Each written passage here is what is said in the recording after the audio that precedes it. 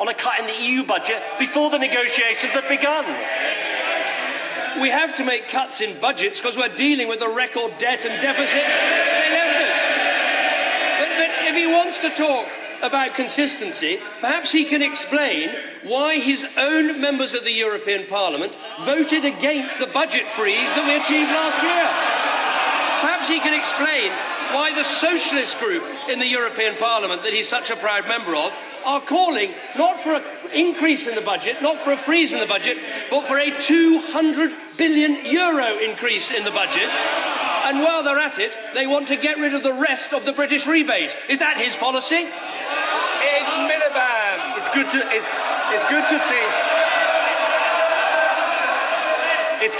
to see the Crimson Tide back. Order. Government backbenchers, including ministers, apparently approaching maturity.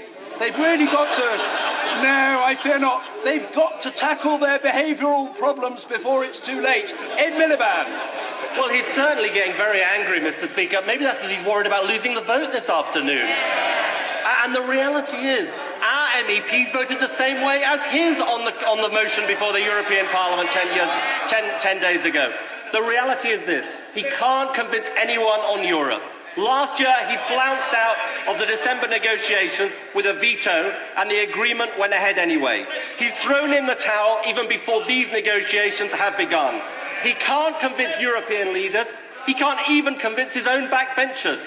He is weak abroad. He is weak at home. It's John Major all over again.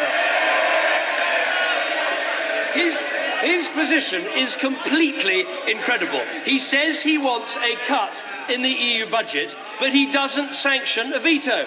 Now, we've made clear we will use the veto as I've used it before. So let me ask him, will you use the veto? Order.